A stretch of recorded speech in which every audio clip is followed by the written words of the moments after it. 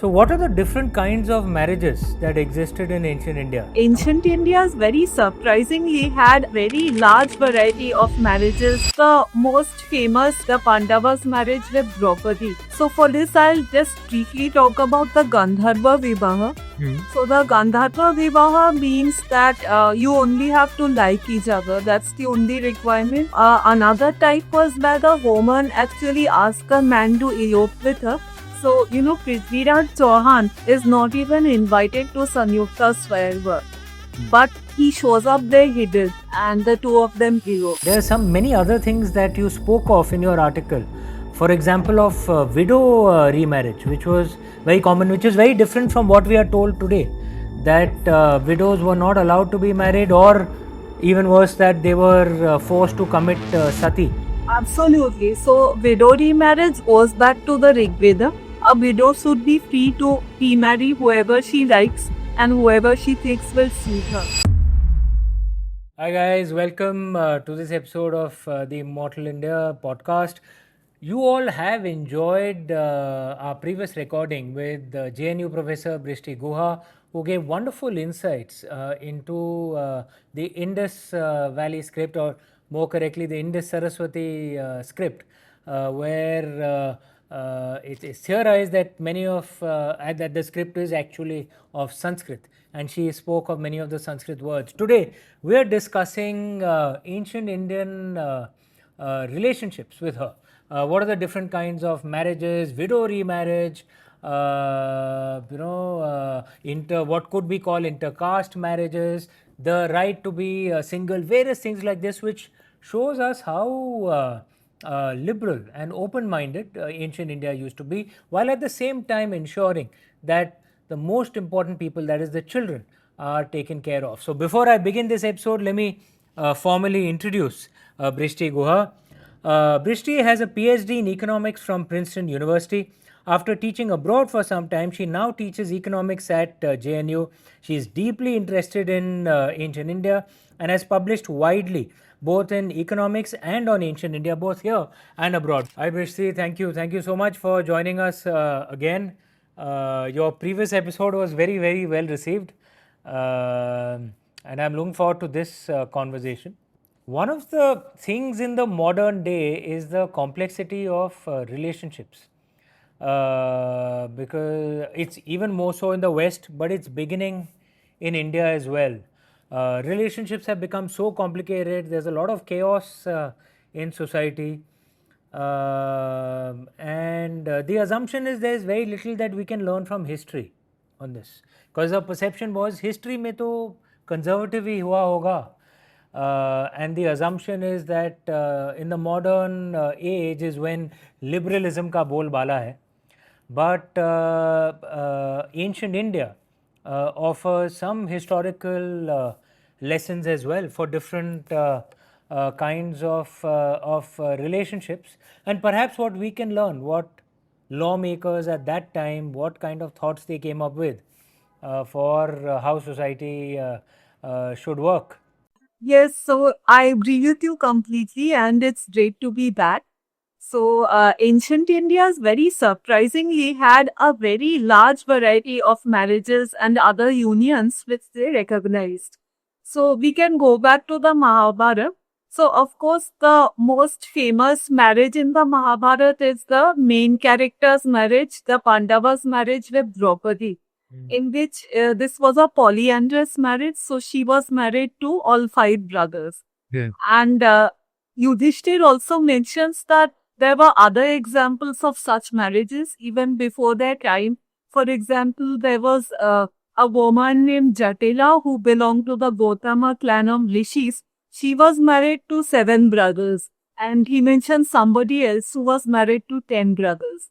Okay, so polygamy, of course, was common with one man having multiple wives, but one woman having multiple husbands was also regarded as fine. So it was very egalitarian. And even if we go a little further back, there is a conversation which Pandu has with Kunti. And he's telling her that sometime before our own time, that is before Pandu's own time, marriages used to be open. So, even if let's say officially there's just one husband and one wife, but it was okay to have other partners. For example, a woman could actually have other partners. She might even go away with them for a short time, but she usually came back. Now, the interesting thing here is that this custom stopped because of a boy named Shvedaketu. So, Pandu goes into this and he says that Shvedaketu got very upset when he saw his mother walking away hand in hand with a strange man. And he complained to his father. So, his father said, "Why are you getting upset? This is just a prevailing custom." But Shvedaketu didn't like it. So, when he grew up, he imposed the social reform and he said that married women have to be monogamous. They cannot have other partners. But unfortunately, he did not impose the same restriction on married men. So it became asymmetric. But then Pandu also elaborates and he says that open marriages were still happening in other geographical regions. For example, Uttar Puru. Now, some people have identified this with modern Uttarakhand. Yeah. But there's, it's an interesting thing. Subhash Khak also mentions Uttar Kuru could also have been Tibet or Central Asia. But there's Itself says it could have been Uttarakhand. it's very interesting. Yeah, Uttarakhand as well. It's very interesting. But I have, two things which emerge from this. One of the things that's there in ancient India, unlike many other cultures where polygamy was very common, polyandry was very, very rare in most other cultures. And even in some modern cultures where polygamy is legal, but polyandry is not. In India, polygamy and polyandry, if that was accepted, so yes, one may have a thing that it should be monogamous, but if you are allowing polygamy and you allow polyandry as well, at least you are not differentiating between men and women. At least ancient India did that. But the thing of Shwetaketu, we'll come back to that later, how children react in modern, because in modern society is the issue of children, in, how children could be suffering as a result of the freedom in relationships. But we'll come back to that at the end. There are many other things that you spoke of in your article. For example, of widow remarriage, which was very common, which is very different from what we are told today, that widows were not allowed to be married, or even worse, that they were forced to commit sati, as the British told many people, and many educated Indians believe that sati was very common. You have a different view on widow remarriage. Absolutely. So, widow remarriage goes back to the Rig Veda. And there is a very famous hymn in the Rig Veda called the burial hymn. So, in this, what happens is a man dies and his wife is feeling very depressed. So, she goes and she even lies down on the ground next to the place where he is being buried. And then everyone gathers around her and they cheer her up. They say that, look, you are among the living. So, you should celebrate that. And if you want to, you can take the hand of this other person who is willing to become your second husband.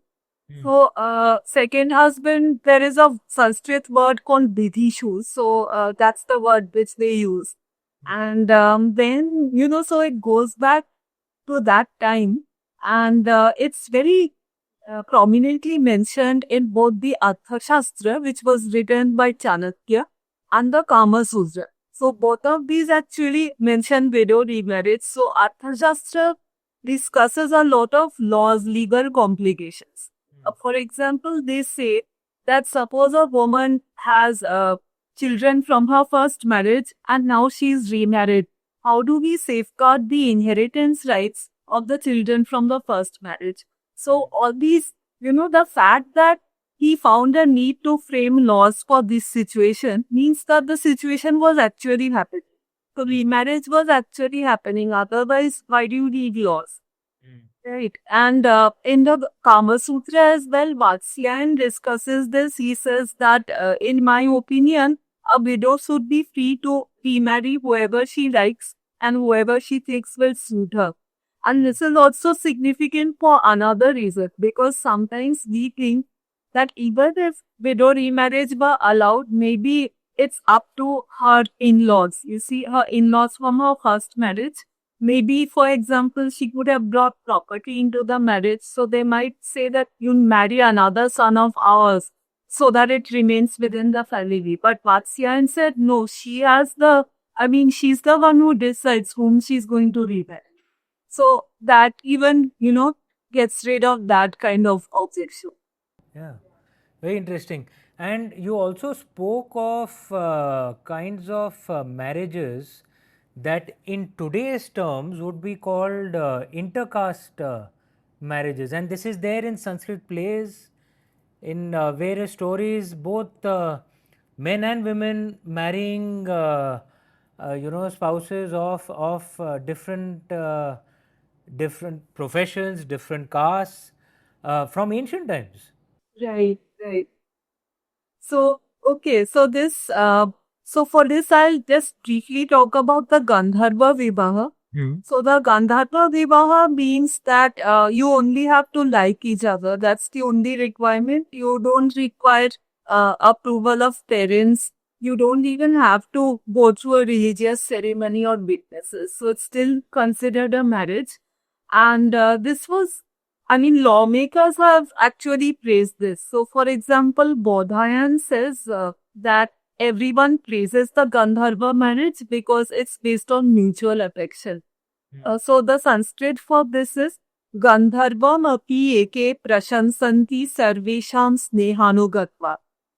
Okay, so they approve of it, and literature is full of this. So, it's Sanskrit literature. One famous play is by Bhasa. It's called Abhimaraga.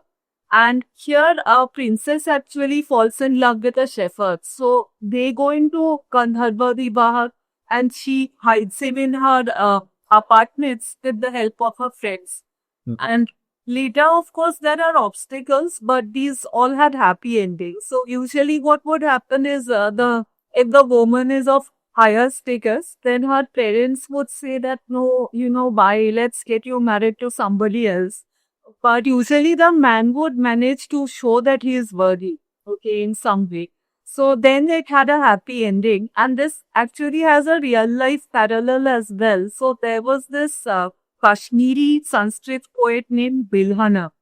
And Bilhana became a poet at some other court, and he went into a Gandharva union with the princess. So the king was very angry and he said, I'm going to get you executed.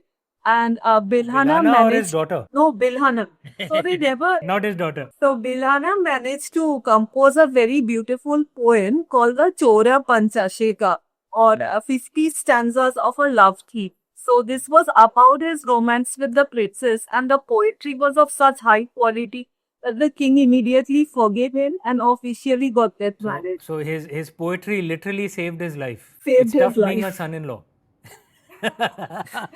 And in fact, since you were talking about intercaste marriage, Sorry. But in this, what I find fascinating is actually, it is literally what you would call an intercaste marriage today, and which is actually accepted by the king. But sorry, please carry on. no, so I was giving another example. This is not from literature actually. So this is there were different sages composing the Rig Veda, right? And we have their names because there is a list of called the Anukramani, which says, who composed which verse in the Rig Veda. So there was this Rishi who got married to a Shudra wife. So the wife was Shudra, he was a Brahmin. And then they had children. So basically their children were all mixed caste. But then all the children then started contributing to the Rig Veda.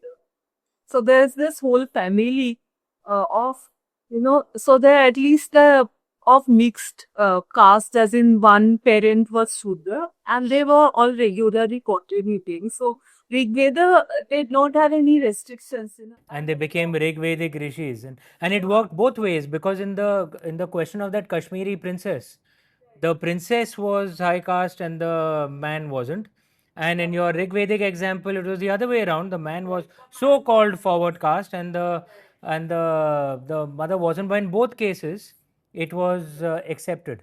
Right. So by the way, the name of the man is Dirgha Tamas. So he had this whole line of descendants who were of least caste. Fascinating insight. But there are problems as well of Gandharva marriage, like with Abhignana Shakuntalam, where Shakuntala's husband, for whatever reason, it is said that there was a curse, but he didn't recognize her. What happens in cases like that? How did the rishis handle issues like that? In fact, it's very interesting because, well, in Kalidasa's version, he doesn't recognize her because of her curse. But if you go and look at the story in the Mahabharata, which is the basic story, there is no curse. He just says, she goes to him and he says, I don't even know. Okay. And she's in a big, quandary. And the child is also not recognized for a long time. Right. So there were cases like that where because there was always a risk in a Gandharva marriage that the man can deny pedal. And there were also other cases like this. For example, sometimes Apsaras were sent on missions to distract a rishi from tapasya. So in fact, that's how Shakuntala herself was born. Because her biological parents are Rishi Vishwamitra and the Apsara Menaka. Okay, so now what would happen is suppose the Rishi says that no, I don't want to take care of the child. Then the Apsara also would not, because you see, being an Apsara was not compatible with motherhood. So they were not really cut out for a domestic life. Their job was not compatible with it. So the child could then just be abandoned, and then it would be the luck of the child if someone kind finds the child and raises him or her. So Shakuntala's case, she was lucky because a rishi named Kanva actually finds her and adopts her.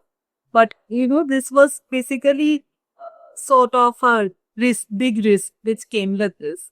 So lawmakers were always sensitive that sometimes children may be abandoned, they may get into trouble.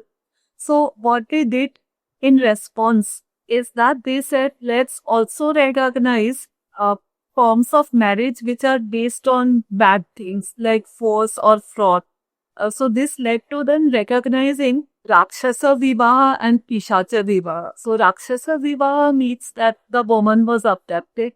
Pishacha Vivaha means she was being drugged. So now they were very clear that we don't approve of women, either being abducted or drugged. But why did they recognize these as marriages? Because they said that sometimes a child may be born, okay, and then they wanted to safeguard the legal rights of the child so that the child has some claim on the resources of the father. So, what are the different kinds of marriages that existed in ancient India? You mentioned Gandharva, which was accepted, Rakshasa and Pishacha, which were not considered right. Obviously, Rakshasa is not considered right, but at least there was some. They used to try to do something for the children. What are the other kinds of marriages? Okay, so even in Gandharva, there was a second variant of Gandharva because the ones I described, they began out of what you can basically call a secret relationship. Now, another type was where the woman actually asked a man to elope with her because otherwise her family would pressure her to marry someone else. So there are lots of such Gandharva Vivaha happening in the Mahabharata. For example, Rukmini and Krishna and Arjuna and Subhadra. Okay, so in Rukmini's case, her family is pressuring her to marry Shishupal. So she writes to Krishna and she says, run away with me. Okay. And in Subhadra and Arjun's case also, Subhadra actually asks Arjun to elope with her because one of her brothers, who's Balaram, is pressuring her to marry Duryodhana. Okay, and if you look at sort of later marriages like this, there's Prithviraj Chauhan and Sanyukta. So, Prithviraj Chauhan is not even invited to Sanyukta's Swayamvar, but he shows up there hidden and the two of them elope. So, this is like one other category of Gandharva Vivaha, and which is even recognized by the most conservative person we can think of, who's Manu. Okay, so we always associate Manu and the Manusmriti with extreme conservatism. But he says that if girls are old enough, they are free to choose their own partners and no blame will attach to them and no blame will attach to the man either. And what are the other kinds of marriages outside of this? Yes, so there was one where, the traditional arranged marriage sort of thing that the father's chosen somebody for the daughter and he's just giving her in marriage. Hmm. Okay. And there was one in which there was a officiating priest and they actually got her married to the priest. Okay. Okay. Then there was one in which the groom came and asked, like he brought the proposal and he said that I'm giving you 2 cows. So this was a kind of bride price. So I'm giving you 2 cows and please get me married to your daughter. So this was a little different from the marriage where the father himself selected the groom. Okay, because here I think the groom, the father could actually ask a groom for a lot of concessions. Okay, so like an example occurs to me. So in the Mahabharata, Arjun wants to marry Chitrangada, who is the princess of Manipur. And so he has to go and ask her father for permission. And her father says, fine, but you have to give up rights to your future children. And he actually says, okay, I won't make any claims if I have children with Chitrapada. So they have a son named Babruba. And Babruban, out of all of the sons of the Pandavas, he's the only one who is not asked to fight in the Kurukshetra war. Okay, everybody else, they have to fight. He's never asked to fight. And he instead became the crown prince of his mother's kingdom, which Yeah. is Manipur. Okay. So then there was also another type of marriage called the Asura Vivaha. So this also involved a bride price, but it was more than 2 cows. So it would actually be maybe a sum of money. So interestingly, they have these marriages where bride price is being paid, but they did not have the, cases where dowry was being paid. So they never mentioned dowry. Oh, okay. So in ancient India, dowry was in reverse, not yeah. So it was a bride price. So not every Right. marriage would have bride price. So actually, Matlab, you don't. There's no case of a dowry marriage in ancient India. although, let's say there's a royal marriage. For example, Pandavas got married to Draupadi. So at that time, the Pandavas were not even in possession of their kingdom. They were actually just going around and, the Kauravas thought they were burned, right, in Varanasi. So, and then Draupadi's family were very wealthy. So at that time, they just sent them gifts, but it wasn't a condition for the marriage. They sent it so that their daughters comfortable. Interesting. Interesting. So it almost seems like in ancient India, the lawmakers were trying their best to accommodate as much freedom as possible for consenting adults, but without causing chaos in the society. Because the primary, like one of the things that occurs to me in the modern day, it's coming a bit into India, thankfully not too much, but in the West, the children are really suffering. Because freedom is good as long as the children don't suffer. So is that something that you'd agree with, that give that space for freedom, but there must be some system set up where the children don't suffer, that they have a stable upbringing. Otherwise there's a reaction of a person like Shwetaketu where the reaction is then to become very conservative. Yes, so I agree with you. Lawmakers were trying to bridge those gaps as best as they could with the interests of the children in mind. And in fact, since I had mentioned open marriages earlier, they tried to form a system whereby, they said that if the marriage is open, how do we decide which man is responsible for the financial, the upbringing and the financial responsibility for the child? So then they said that the woman has to say who the father of the child is, and whoever she names, he'll be responsible. So, there's like a case where Tara, who was the wife of Prempuru Brihaspati, she goes away with Chandra for some time and she's pregnant and she comes back. So she says Chandra is the father, so Chandra has to take care of the child. And even if, somebody did a similar thing and they said, no, my husband is actually the father, then the husband would also have to take care. Like this happened with one of Brigu's wives. So Brigu also had multiple wives, by the way. So one of his wives, Udoma, she goes away with somebody she used to be engaged to. But she comes back, she has a child with her. So she says, but this child is actually Brigu's. So Brigu takes care of the child. Okay. And there is also, I think, can I tell you the story of Madhavi? Because that's again a Okay. very interesting form of marriage. Okay. Yeah. So Madhavi was this very impoverished Chandravanshi dynasty princess. But she had made up her mind that she wanted to help a student named Galav. So Galav had promised his guru Vishwamitra a very unusual guru dakshina. So he said that I'm going to give you 800 very strange horses. They'll all be white. They'll each have one black ear. So very rare horses. Yeah. So Madhavi finds out that only 3 kings in India have such horses. So then she tells Galav that I am going to enter a contract marriage with each of these kings in turn, not together. Okay, so every time the contract is signed is like this, that Madhavi will stay with that king until they have a son. Then she has to go away without making any claim on the son. And as bride price, which is called Shulka, she gets a certain number of horses. Okay, such horses. And then she has to do it 3 times to get the sufficient number of horses. Okay. So she actually does it. So she goes through this whole sequence of marriages. She has children. She has to lead those children. She gets the horses, gives them all to Galav. And then she spends the rest of her life doing penance. Okay, so the very nice thing here is about what happened to her children, because her children all become very special. Like they grow up to be extremely good, brave, generous. Then they all contact each other as adults and they say, let's go and look for our mother.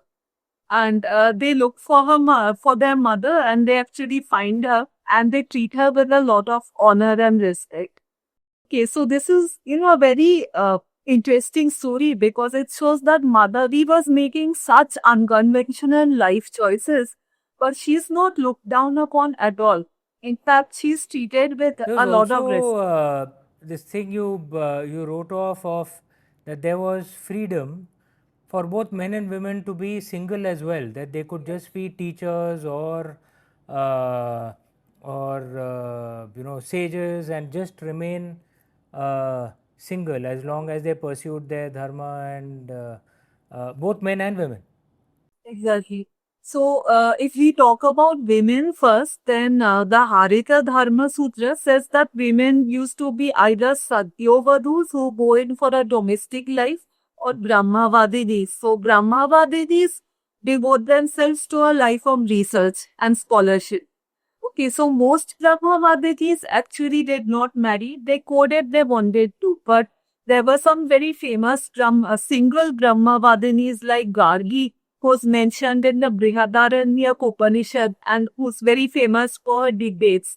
And Sulabha, who's mentioned in the Mahabharata, where she even defeats King Janak in a debate. Okay, so they, as well as some other women teachers and male teachers, are mentioned in a list found in the Ashwalayan Grihya Swarya. Okay, this is a list of very highly respected teachers. So, these single Brahmavadinis usually supported themselves through teaching. And a later example would be Leelavati. Leelavati was the daughter of a mathematician Bhaskara, and she also knew maths. So she was supporting herself by teaching maths, and she also was saving. Now, coming to men, there are actually pretty interesting examples of men who remain single and who even raise their children on their own without getting married. Okay, so the most important example is Vedvyas himself. Yes. So Vedvyas actually, we do know that he was also the biological father of Dhritarashtra and Pandu. But apart from this, there was also a son whom he brought up. and this son's name is Shuka. So Shuka was a son whom Vedvyas was actually raising, and he did this without getting married. Okay, and another example would be Dronacharya's father, who Yeah, also didn't get Dronacharya married. ji was also brought up by a single father. It's very interesting that ancient India gave space for all different kinds of relationships and even the freedom to be single, but at the same time found the laws and the balance to keep society stable, uh, and most importantly providing protection and good upbringing for children. And that's a balance that must be struck. That's a balance perhaps I feel at times has been lost in the Western world, where yes, that freedom may be good, but if children are suffering, uh, then society itself will die out, because if there is no next generation, then there is no society. Then I mean it's just hedonism and then death. That balance always has to be struck. Prishti, as usual, fascinating conversation with you. Thank you so much. You always bring wonderful insights, and looking forward to more conversations in the future. Thank you. Bye. Thank you so much.